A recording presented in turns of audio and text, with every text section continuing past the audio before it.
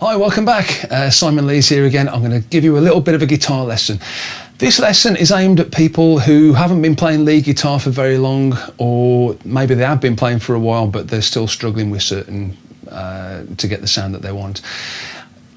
What's sparked the idea for this lesson was remembering how I used to feel when I used to go into guitar shops and there'd be a guy that worked in the shop just sitting playing the guitar, waiting for customers to come in. And what struck me was I understood and I could play the same as what as this guy was playing, but when he played it, it sounded 10 times better than when I played it, and that used to frustrate me, you know.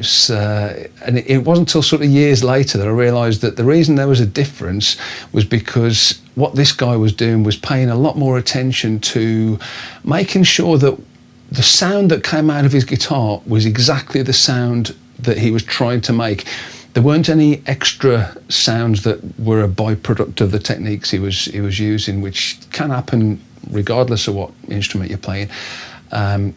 So the secret is, if you like, to try and make sure that the only sound that you can hear is the sound that you're trying to make, so you don't get any extra notes, any unwanted open strings ringing and things like that. So I'm going to use a well-used blues lick to try and demonstrate this. Blues licks come in all shapes and sizes, but this one it's a very, very common one, and it sounds like this.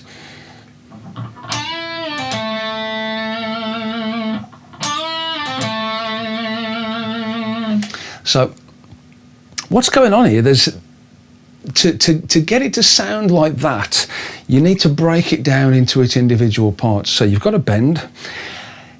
In order for the bend to be effective, you've got to make sure that you pick the string before you bend it.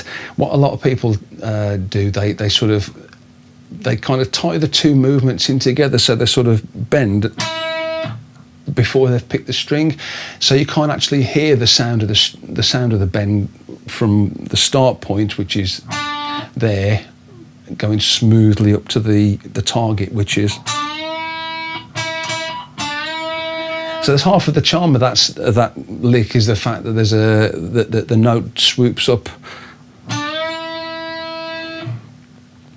The next thing that happens is the note comes back down again. So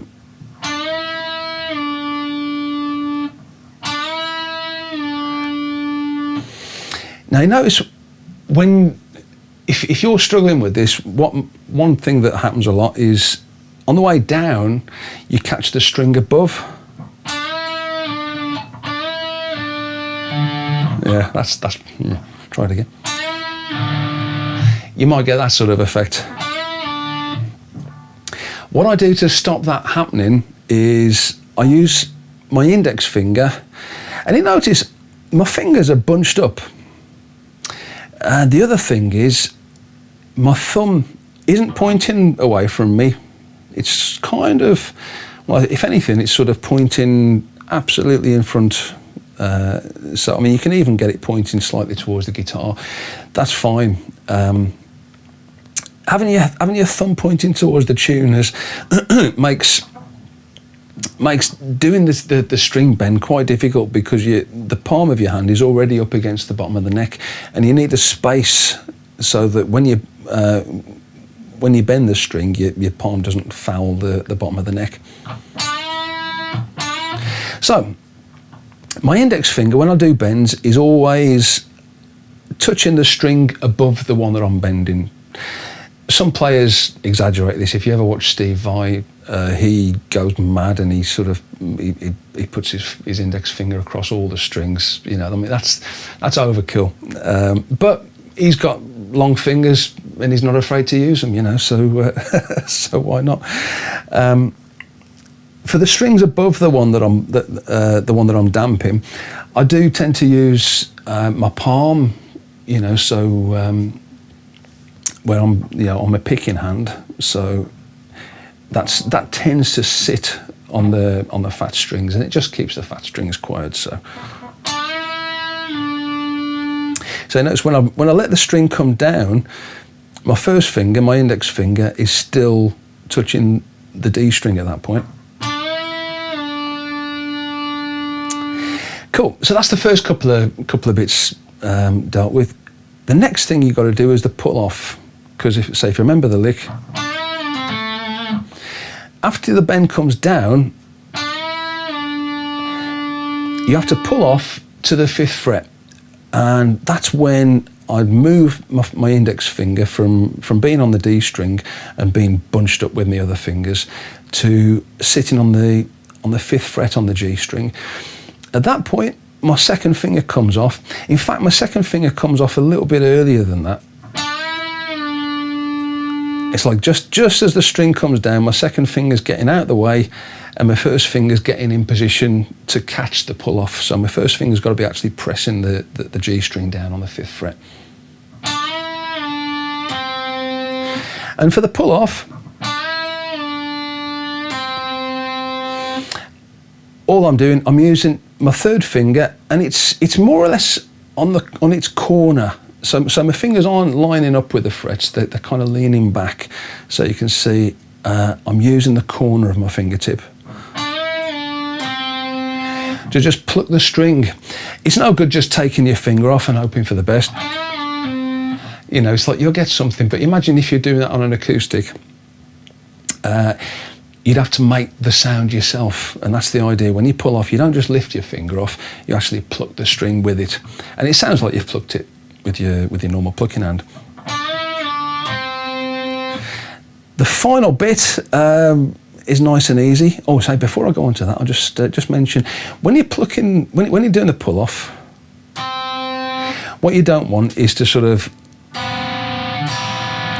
accidentally pluck the strings below. That's another common thing, you know. So I mean, if it's the worst case is looking pretty bad at the moment. So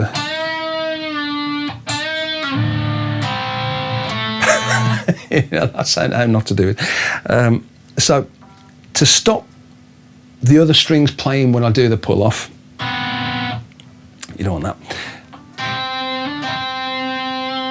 Obviously, you try and miss them if you can, but it's difficult, especially the B string. You know, that's an easy one to hit. So I've got my index finger leaning back, so it's not actually pressing the B down as though I was playing the B string. It's not sort of because that'll be just as bad as having your finger standing up. You know, you'll still get an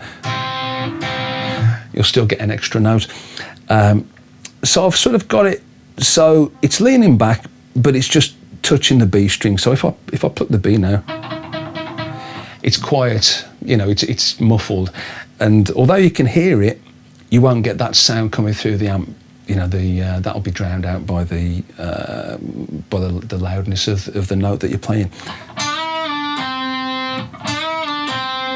And I say you can get quite sort of vicious with that pull off as long as your finger plucks the string and then comes away sort of in front of the strings. Then that should avoid, you know, or make it easier to avoid getting that unwanted B string.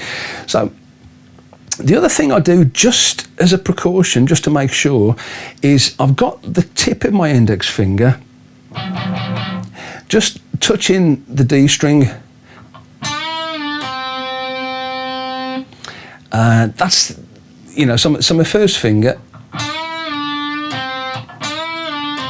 when I move that back into position to catch that pull off, I've just got the tip of my finger just touching the D string, and that's just an extra good habit to get into, because if you're not playing the D string, you don't want to hear it, you know. When I hit the last note, I'll get there eventually. Just one more little thing, in the words of Columbo. When I do the pull off, as I said, I'm using my first finger to catch, to dampen the B string, just to stop the B string ringing. As an extra thing, I've got one of my spare fingers on my plucking hand, actually kind of underneath the B string. So again, that's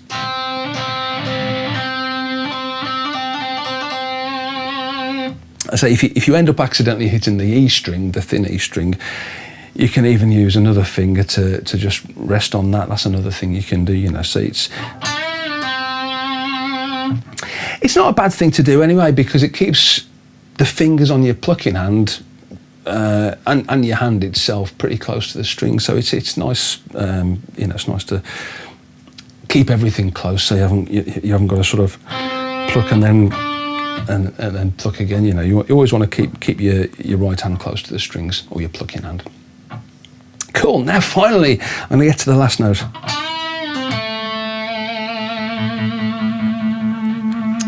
Now, you might have heard then, I got the A string just ringing out slightly, so I'm going to try and cure that.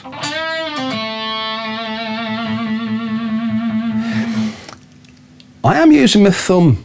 I've got my thumb just hooked over there, but as well as that, I mean, that's sometimes it's not. It doesn't do what you want it to do. You might end up pressing the strings a bit too hard. So a better idea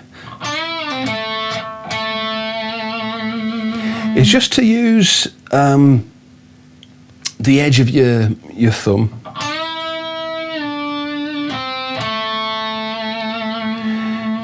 just to sit on the two fat strings there, on the fat E and the A string, and then those two strings can't possibly ring out then, so you've covered it. So I say that the aim of this is so that whatever you play is what you want to play. It's the sound, you're trying to create a certain sound without any extras. Now, sometimes when you're jamming, you might come up with something that sounds awesome that you weren't expecting, and the thing to do there is figure out what the hell you did and try and sort of practice it, you know, try and sort of get good at it. The sort of thing I'm thinking of is like, you know, where you might accidentally hit the B string whilst you're bending the thin E string, and you do get a pretty cool sound if you do that. I've always liked that, but that's for another video. But that's it. So if you follow those guidelines, and say all you'll be able to hear then is the notes from that lick. So hopefully, if you apply that to other things as well, I say it's just a case of using bits of your two hands that you're not actually using to play the notes. You know, you've got other bits available, you know, and it's just using everything you can just to keep the strings quiet, which especially when you're using a lot of distortion and at high volume, you learn to do that pretty quickly. Otherwise it's your other band members won't be too impressed, or the audience for that matter. So that's it for now. I'm going to leave it there. I'll see you next time.